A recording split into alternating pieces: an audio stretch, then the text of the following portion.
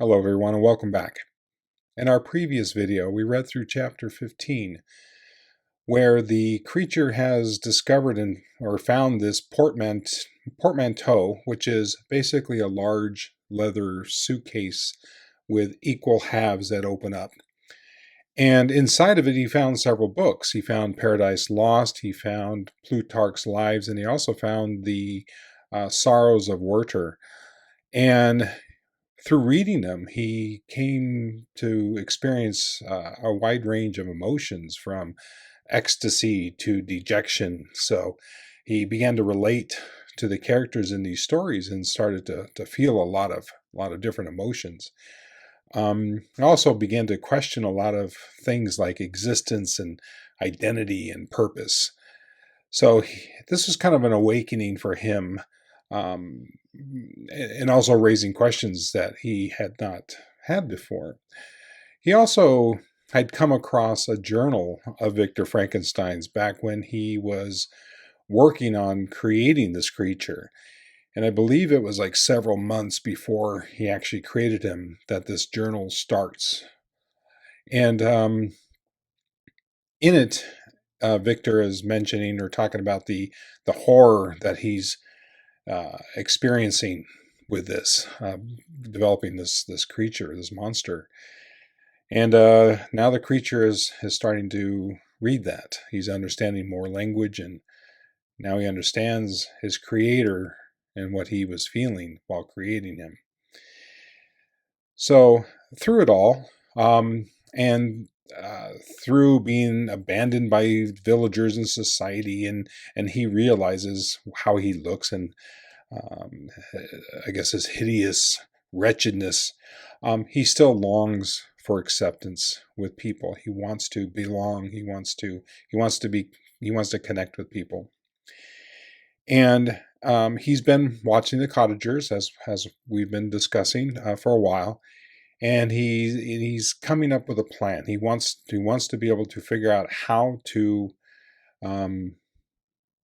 meet them, how to do this in a way that he's not just run out of town like everywhere else he's been. So he finds a moment where Felix and Agatha and Safie are away from the cottage, and just the old man is left behind. And being that the old man is blind, seemed like a good plan. Go in there, he can at least talk with the old man without the old man seeing what he looks like. So he starts to talk to the old man, and he's received fairly well, and they talk a bit, and the creature does mention to him about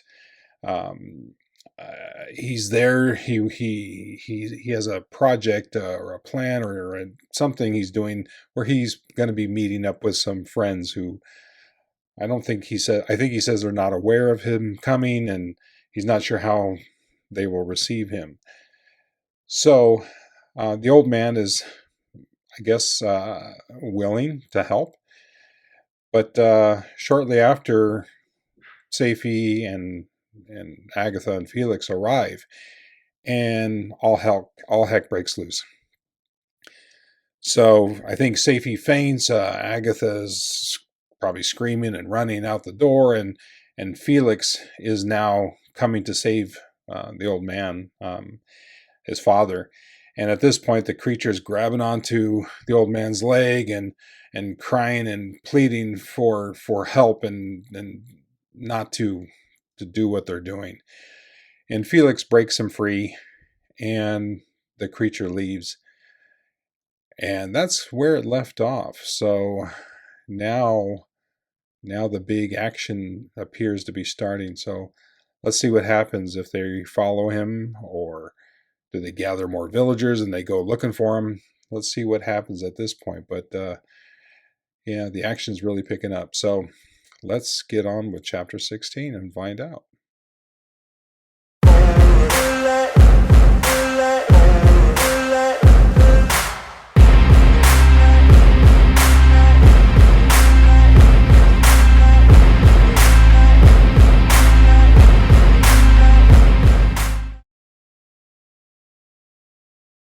Chapter 16. Cursed creator, why did I live? Why in that instant did I not extinguish the spark of existence which you had so wantonly bestowed? I know not. Despair had not yet taken possession of me. My feelings were those of rage and revenge.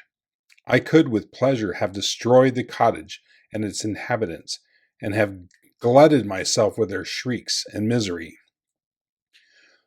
When night came, I quitted my retreat and wandered into the wood, and now no longer restrained by the fear of discovery, I gave vent to my anguish in fearful howlings.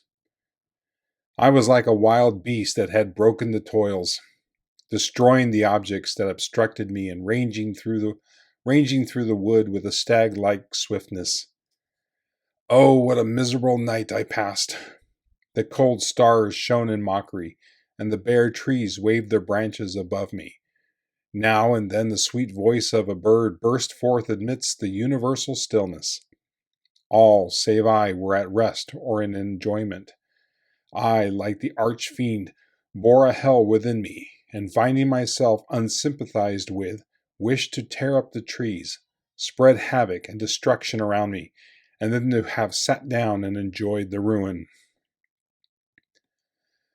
But this was a luxury of sensation that could not endure. I became fatigued with excess of bodily exertion and sank on the damp grass in the sick impotence of despair. There was none among the myriads of men that existed who would pity or assist me. And should I feel kindness towards my enemies? No. From that moment I declared everlasting war against the species, and more than all against him who had formed me and sent me forth to this insupportable misery. The sun rose. I heard the voices of men and knew that it was impossible to return to my retreat that day. Accordingly, I hid myself in some thick underwood, determining to devote the ensuing hours to reflection on my situation. The pleasant sunshine and the pure air of day restored me to some degree of tranquility, and when I considered what had passed at the cottage, I could not help believing that I had been too hasty in my conclusions.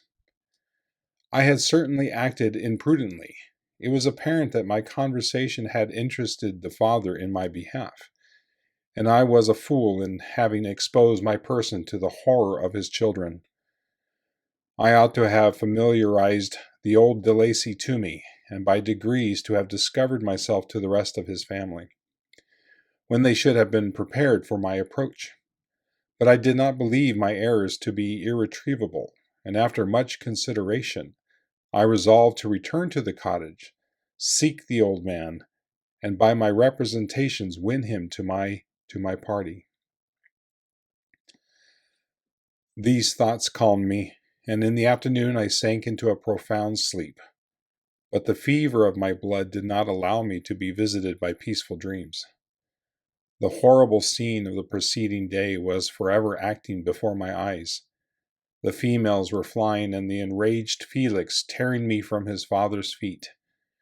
I awoke exhausted, and finding that it was already night, I crept forth from my hiding place and went in search of food. When my hunger was appeased, I directed my steps towards the well-known path that conducted to the cottage. All there was at peace. I crept into my hovel and remained in silent expectation of the accustomed hour when the family arose. That hour passed.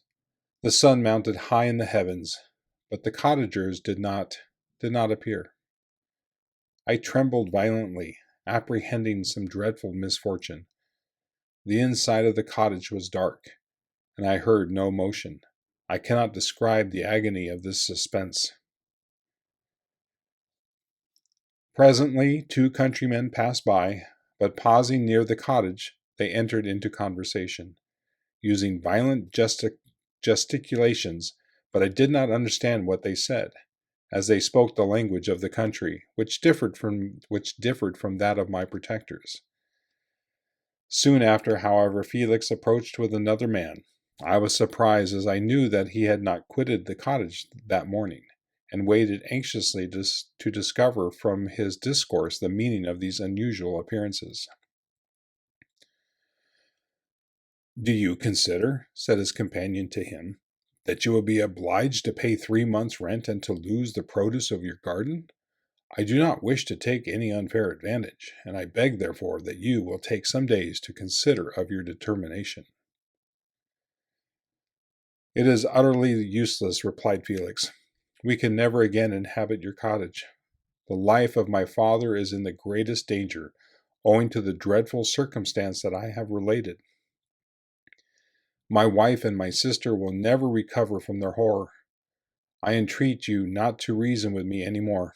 Take possession of your tenement, and let me fly from this place." Felix trembled violently as he said this. He and his companion entered the cottage, in which they remained for a few minutes, and then departed. I never saw any of the family of de Lacy more. I continued for the remainder of the day in my hovel in a state of utter and stupid despair. My protectors had departed and had broken the only link that held me to the world. For the first time the feelings of revenge and hatred filled my bosom, and I did not strive to control them, but allowing myself to be borne away by the stream, I bent my mind towards injury and death. When I thought of my friends, of the mild voice of de Lacy, the gentle eyes of Agatha, and the exquisite beauty of the Arabian, these thoughts vanished, and a gush of tears somewhat soothed me. But again, when I reflected that they had spurned and deserted me, anger returned, a rage of anger, and unable to injure anything human, I turned my fury towards inanimate objects.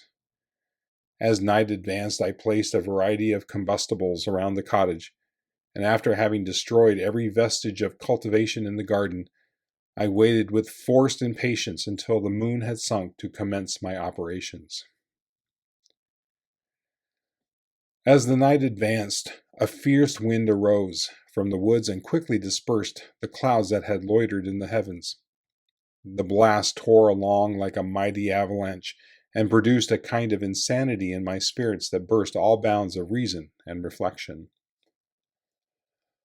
I lighted the dry branch of a tree and danced with fury around the devoted cottage, my eyes still fixed on the western horizon, the edge of which the moon nearly touched. A part of its orb was at length hid, and I waved my brand.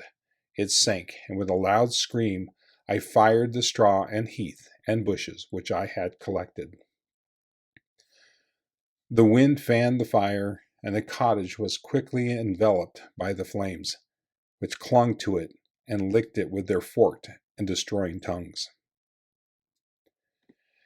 As soon as I was convinced that no assistance could save any part of the habitation, I quitted the scene and sought for refuge in the woods. And now, with the world before me, whither should I bend my steps?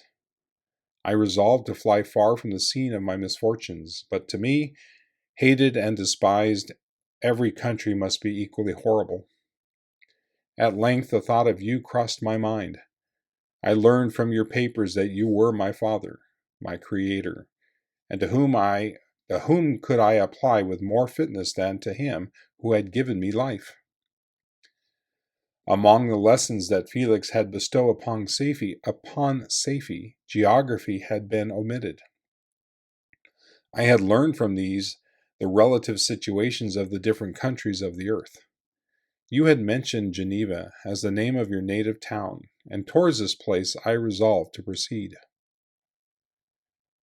But how was I to direct myself? I knew that I must travel in a southwesterly direction to reach my destination, but the sun was my only guide. I did not know the names of the towns that I was to pass through, nor could I ask information from a single human being, but I did not despair. From you only could I hope to succor, although towards you I felt no sentiment but that of hatred.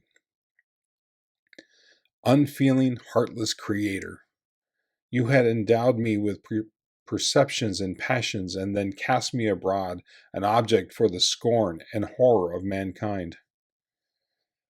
But on you only had I any claim for pity and redress, and from you I determined to seek that justice which I vainly attempted to gain from any other being that wore the human form. My travels were long, and the sufferings I endured intense. It was late in autumn when I quitted the district where I had so long resided. I traveled only at night, fearful of encountering the visage of a human being. Nature decayed around me, and the sun became heatless. Rain and snow poured around me. Mighty rivers were frozen. The surface of the earth was hard and chill and bare, and I found no shelter. O earth, how often did I imprecate curses on the cause of my being! The mildness of my nature had fled, and all within me was turned to gall and bitterness. The nearer I approached to your habitation, the more deeply did I feel the spirit of revenge enkindled in my heart. Snow fell, and the waters were hardened, but I rested not. A few incidents now and then directed me, and I possessed a map of the country, but I often wandered wide from my path. The agony of my feelings allowed me no respite. No incident occurred from which my rage and misery could not extract its food, but a circumstance that happened when I arrived on the confines of Switzerland, when the sun had recovered its warmth and the earth again began to look green, confirmed in an especial manner the bitterness and horror of my feelings. I generally rested during the day and traveled only when I was secured by night from the view of man. One morning, however, finding that my path lay through a deep wood, I ventured to continue my journey after the sun had risen. The day, which was one of the first of spring, cheered even me by the loveliness of its sunshine and the balminess of the air. I felt emotions of gentleness and pleasure that had long appeared dead revive within me. Half surprised by the novelty of these sensations, I allowed myself to be borne away by them, and forgetting my solitude and deformity, dared to be happy. Soft tears again bedewed my cheeks, and I even raised my humid eyes with thankfulness toward the blessed sun, which bestowed such joy upon me. I continued to wind among the paths of the wood until I came to its boundary, which was skirted by a deep and rapid river, into which many of the trees bent their branches, now budding with the fresh spring. Here I paused, not exactly knowing what path to pursue, when I heard the sound of voices that induced me to conceal myself under the shade of a cypress. I was scarcely hid when a young girl came running towards the spot where I was concealed, laughing as if she ran from someone in sport. She continued her course along the precipitous sides of the river when suddenly her foot slipped and she fell into the rapid stream. I rushed from my hiding place and with extreme labor from the force of the current saved her and dragged her to shore. She was senseless, and I endeavored by every means in my power to restore animation, when I was suddenly interrupted by the approach of a rustic, who was probably the person from whom she had playfully fled. On seeing me, he darted toward me, and tearing the girl from my arms, hastened towards the deeper parts of the wood. I followed speedily. I hardly knew why, but when the man saw me draw near, he aimed a gun, which he carried at my body, and fired. I sank to the ground, and my injurer, with increased swiftness, escaped into the wood. This was then the reward of my benevolence. I had saved a human being from destruction, and as a recompense, I now writhed under the miserable pain of a wound which shattered the flesh and bone. The feelings of kindness and gentleness which I had entertained but a few moments before gave place to hellish rage and gnashing of teeth. Inflamed by pain, I vowed eternal hatred and vengeance to all mankind, but the agony of my wound overcame me. My pulses paused, and I fainted. For some weeks I led a miserable life in the woods, endeavoring to cure the wound which I had received. The ball had entered my shoulder, and I knew not whether it had remained there or passed through. At any rate, I had no means of extracting it. My sufferings were augmented also by the oppressive sense of the injustice and ingratitude of their infliction. My daily vows rose for revenge, a deep and deadly revenge, such as would alone compensate for the outrages and anguish I had endured. After some weeks, my wound healed, and I continued my journey. The labors I endured were no longer to be alleviated by the bright sun or gentle breezes of spring. All joy was but a mockery which insulted my desolate state and made me feel more painfully that I was not made for the enjoyment of pleasure. But my toils now drew near a close, and in 2 months from this time I reached the environs of Geneva. It was evening when I arrived, and I retired to a hiding place among the fields that surrounded to meditate in what manner I should apply to you.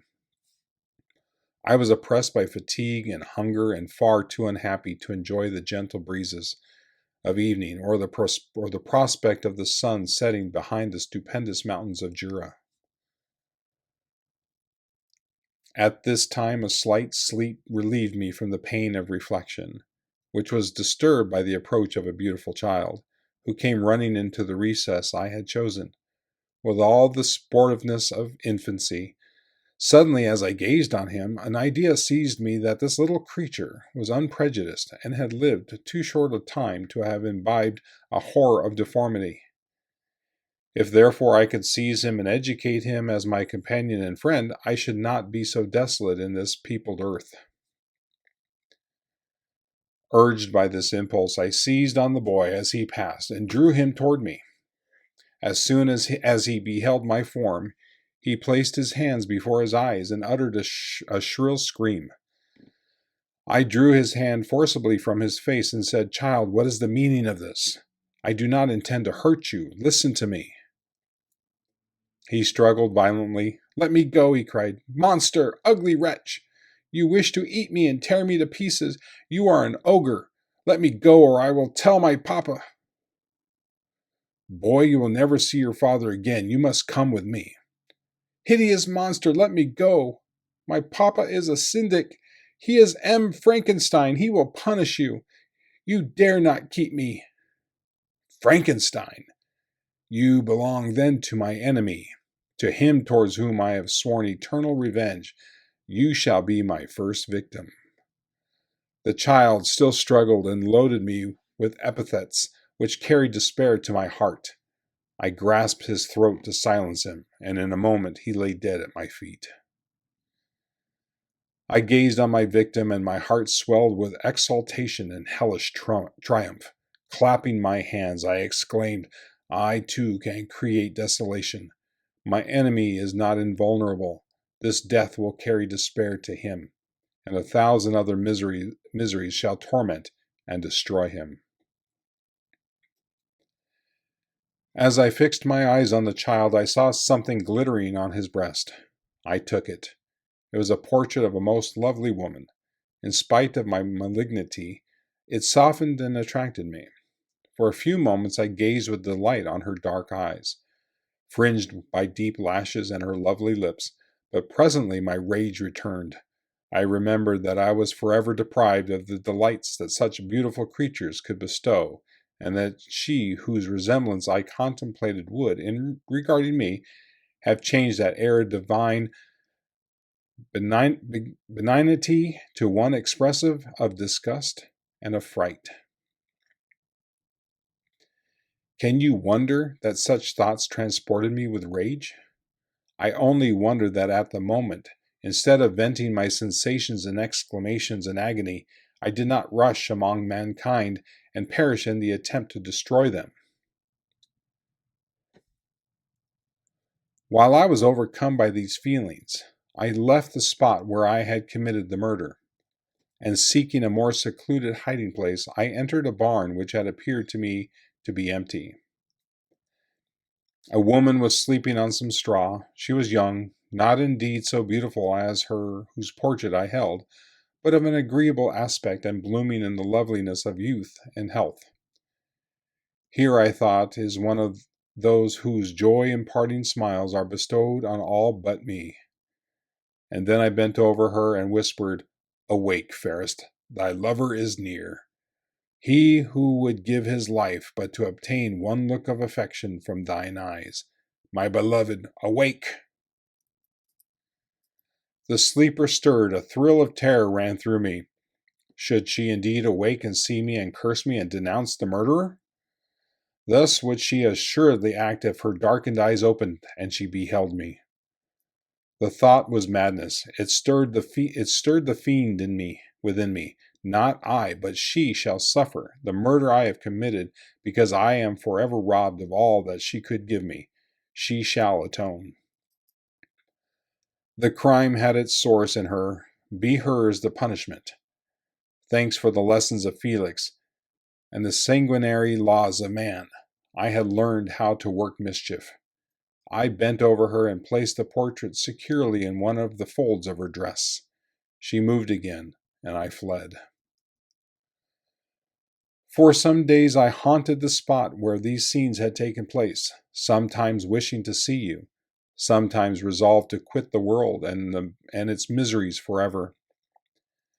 At length I wandered towards these mountains and have ranged through their immense recesses, consumed by a burning passion which you alone can gratify. We may not part until you have promised to comply with my requisition. I am alone and miserable. Man will not associate with me. But one as deformed and horrible as myself would not deny herself to me. My compassion must be of the same species and have the same defects. This being you must create. All right. So, leaving the cottage after the cottagers had come in and, I guess, scared him away or whatever in the previous chapter, he came back and he was watching, and the cottagers are moving away. Yeah, they're not going to come back to that place. So he destroyed it, and then decided he's going to go on a trip, or this walking trip to Geneva to track down his creator. Looks like he's very close. So now it sounds like the story is now kind of coming in line with what we had read earlier in the book about the murder of the little child. Now we're kind of hearing what actually took place. What surprises me is that the monster, the creator or the creature, the anger and the desire for murder and pain, which I guess is not unexpected, but I'm surprised at how quickly it turned. So it's getting close, to the meeting, and it'll be very interesting how this plays out once he meets Victor, which I guess is where we're at right now. He's telling him the story, but what leads up to that meeting? What leads up from here to the meeting with Victor? So it's going to get very interesting. Still is very interesting. Can't wait to see what happens next. So let's move on and find out.